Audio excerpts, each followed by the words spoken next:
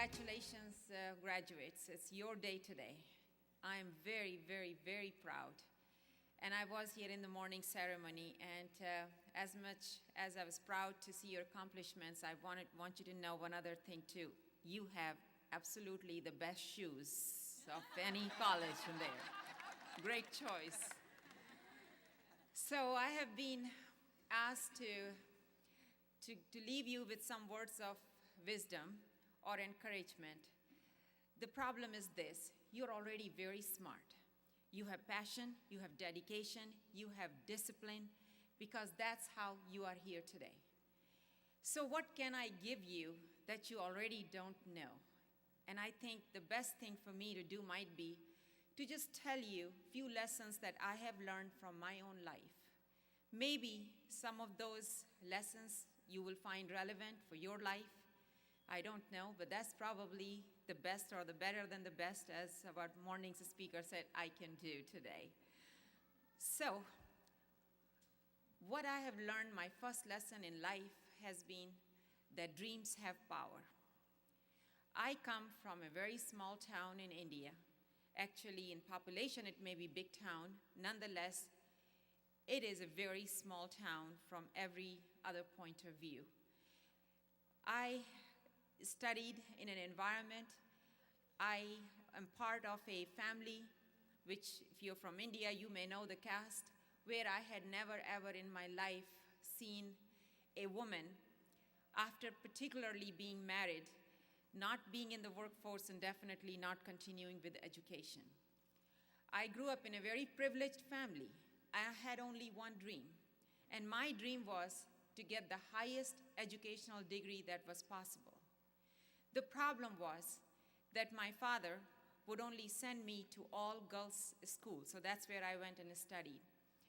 They opened an all-girls college just a year before I finished my high school, so I was able to continue my education there. And then I finished my undergraduate degree, and the time came that I wanted to do my master's degree. The problem was there was no all-girls college that offered master's degree in my tiny little town. And so came a huge fight in the family because I said I wanted to go do master's. My dad said, well, maybe you should do postal degree. And I said, no, I really wanted to go to a university where Indira Gandhi and Jawaharlal Nehru and the leaders of India had been, just because I was so fascinated by their personalities and their biographies. My father said, no, I just wasn't going to go. And then something interesting happened. I got a letter from Government of India saying that I had won one of 16 national scholarships and I could go any place in the country to continue my education. So my dad still was not budging, and it was an interesting kind of dynamic relationship at the house. And finally, I got my uncles and aunts on my side, and so my dad agreed. I had to tell my dad, I say, even government thinks I'm good enough to study. So finally, my dad allowed me to go to the same university where these leaders of India had been. I thought I had won the war, but little did I know, I had only won the battle. The war was still to be fought. 9 months later, driver showed up at my residence halls and said, your mom is sick, you're called back home. So I came home without bringing anything with me, and there at the house waiting for me were my would-be husband, his mother, and 2 sisters. I was 18 years old, and here I saw all my dreams just coming down, crashing. And I told my mom, how can you do this? I'm only 18 years old, and you know I want to study. And my mom said, yeah, these processes in India, they take about 2-3 years. We're just starting the process. All you have to do is just go in the room and spend 20 minutes with this family, since your dad has already invited these people, and then you can go back to your residence halls. So I walked in there. I didn't see the time. My husband counted the minutes, and he said it was 29 minutes precise. When I was asked to leave the room, which I did, and after about a couple of hours of deliberations, my would-be husband said that he's ready to get married. And he asked my dad to go and ask your daughter whether she also likes me or not, because he was studying here at Purdue University in the United States, so he had different ideas.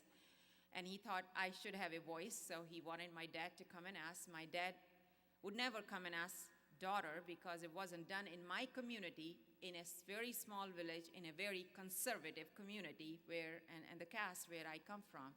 So my dad asked my mother. My mother came and asked me, and I said, absolutely no, no, no, no, no, and I cried my heart out.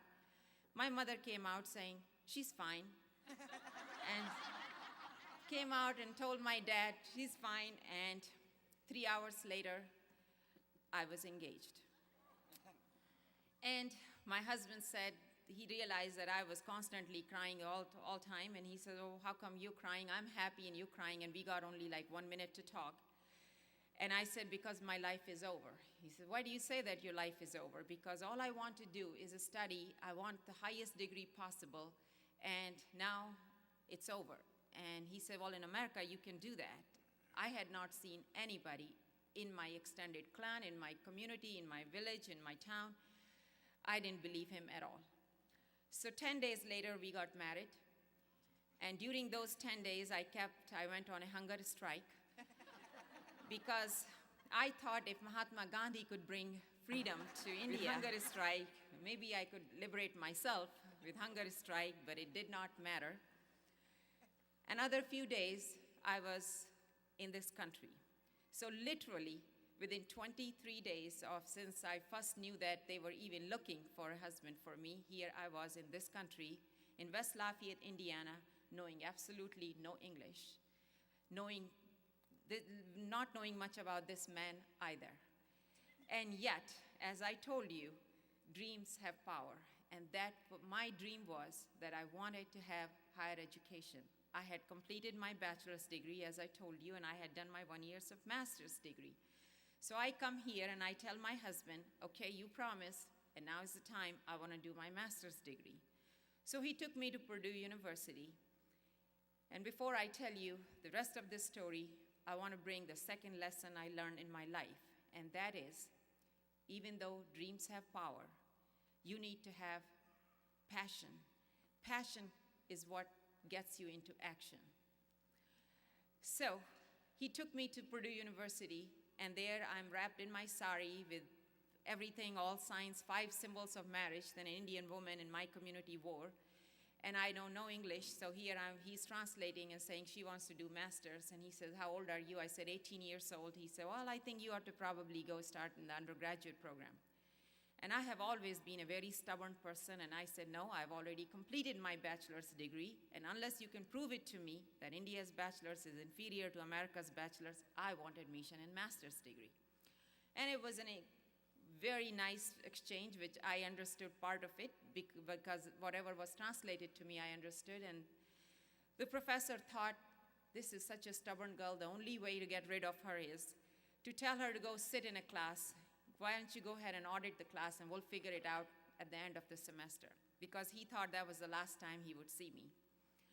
However, as I said, passion is really important, because passion is what propels you for action. I watched 8 hours of television a day. That's how I taught English.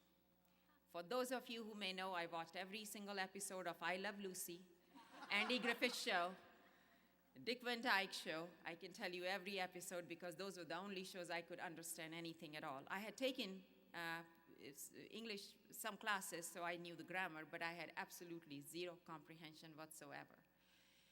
And our first year of marriage was the greatest honeymoon one can ever think about it, because I would write a research paper, because in master's classes you will have to write research paper. I'll show it to my husband, he'll read it and say, oh, this is so bad. And then I would cry, and then he'll buy me an ice cream, and I'll go back to writing second draft. And then the third draft, then the fourth draft. I probably wrote 8 drafts of every single research paper. However, the semester ended, and by the time semester finished, I got both A's, and I got both highest marks in the classes as well, for both of those. So they had very little to argue about whether I should get admission or not. Of course, I was given an admission to the program. And then came another problem because my husband was only getting $150 per month of a scholarship, and even though he took second job and third job, he realized that there was no way that we would be able to pay for my education. So we decided, we counted everything, like he's an engineer, so he likes everything very predictable, and we calculated everything. Then we decided tomorrow morning I'll go and withdraw from the program because we won't really have any money to pay for it. So that night was the first time we decided we'll go and celebrate in big way. So we went to Pizza Hut and had pizza because we are poor graduate students. Next morning I went there and I told the professor, and he just kept on talking to me, and he tore off my withdrawal form and said, don't you have something to do? He said, things always work out. We'll figure out what other scholarships are there that you could apply to. So I went and started my class. And about 2 weeks later, I was able to qualify for a scholarship. And after that, more or less, it became history. However, I can tell you that entire program, one more year, and I finished my master's program. And then time came when the professors and the committee decided that I should continue on PhD. And I said, no, I have to go back to India because that's what the promise was. So I am going back to India. I cannot continue my PhD. And the committee said that they will put a letter in my file that if I wanted to come back for PhD, I could do so within 5 years with my assistantship. So my husband and I, we went back to India. I forgot all about it. About 5 years were to be completed when professor wrote saying that, do you remember? You said you wanted to come back. If you want to come back, your 5 years are going to be over. Within 10 days, we packed everything, took our two daughters, 11-month-old, 3.5 years old, and there we came back again to the United States of America, the land of opportunity. And I started my PhD with those 2 little girls. And of course, a few years later, I was able to get my degree. Now, if you don't have passion, there's no way that you can continue to act, because always troubles come, barriers come. Dreams are very important, and your dreams have to be the dreams that others think are absolutely crazy. Nobody in my family thought that my dream of having is a sane dream or a rational dream, but it does work. I'm talking about very small thing, but if you look around people, those people who have been able to put things in action have been the people who had passion, what I call fire in the belly, so that no matter what comes on your way, you will continue to work harder and harder and harder. Thomas Edison, when he invented the light bulb, people said, how does it feel? I mean, you just failed and failed and failed 1,000 times. And he said, no, those were 1,000 steps to this action. Dr. Seuss' book that we all read, you read and I read, Dr. Cat in the Hat. When he put his first book, sent it to publisher, it was rejected. Second time, third time, 26 times his first book was rejected. It was 27th time when it made it. People have to have that kind of passion. And I know in your field, you are going to feel sometimes that you will feel frustrated. You will feel things aren't going your way. But in your heart, the passion that you have, that will continue to burn, and it will continue to give you energy to move forward. The final and the last lesson that I learned in my life is that nobody travels the road alone. Your journey is traveled by many people with you. You never achieve anything all by yourself. I have been inspired in my life from many, many people. Those people who don't even know that they have been my inspiration. Those books that I've read, those autobiographies that I'm crazy about. Those authors who have written things, they have no idea how they have inspired me. But then my mother, who did not go to school, and nonetheless, she always thought I was very special and I could do whatever I wanted to do. And even from here, when I was here, I would write to her that this is what I'm doing now, and I'm taking classes. There was no other happier person than her. She was extremely happy. I have a brother in India at that point in time, that many years ago, it was a different treatment for boys and girls. She never, ever, ever treated me any differently than my brother. She always took as much pride in every single of my accomplishments. And then my husband, who's not here, but I can tell you clearly, when I married him at 18 years old, if that mentorship was not there, if he didn't read 8 of my drafts and told me how bad they were and bought me those ice creams, I just don't think I would be here today. A lot. People do a lot for you. All of those friends who inspire you, all of those people who guide you. The people I work with, the students I mingle every day. The reason I want to be here with you today is for selfish reason.